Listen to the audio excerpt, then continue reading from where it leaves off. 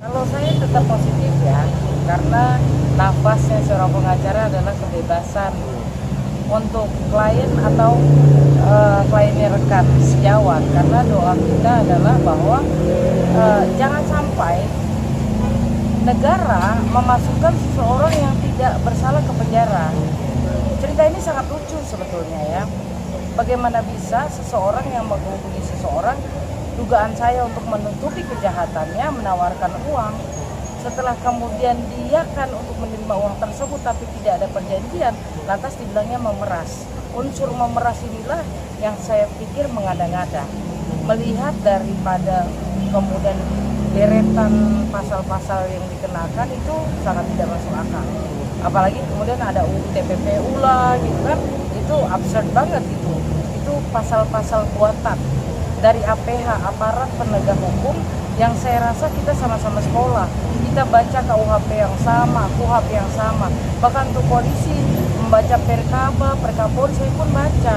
Jadi tolong, jangan sampai negara kita ini gelap karena aparat penegak hukumnya membuat gelap.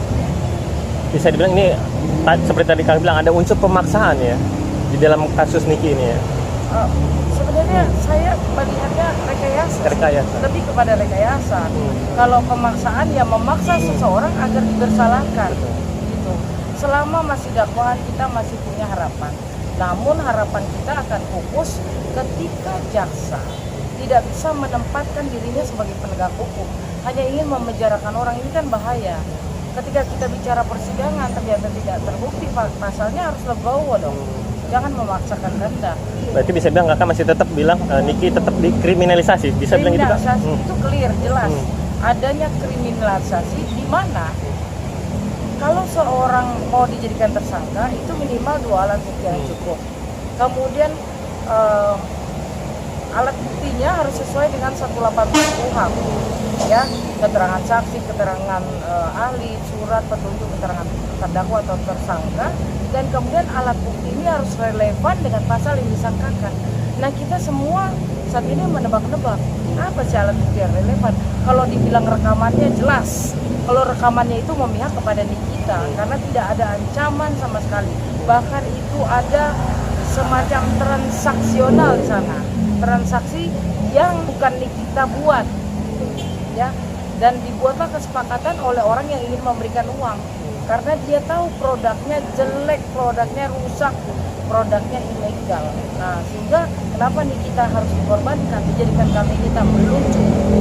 Tapi kan kak, banyak yang bilang bukti dari flash disk itu belum kuat dan belum teruji kebenaran dan faktanya. Gimana menurut kakak sendiri? Flash disk yang mana? Flash disk rekaman yang suara warganya RG. Oh, kalau itu memang beda cerita. Karena kita bicara pasal 184 KUHP harus relevan. Nah, relevan terhadap pasal yang disangkakan. Makanya rekan sejawat saya Bang Fahmi katanya kan melaporkan ya.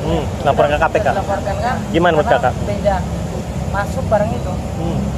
Masuk barang itu. Coba ngomong. Masuk barang itu. Kakak setuju Masuk pokoknya. Niki melapor pihak hakim dan itu ada dugaan indikasi? Harus.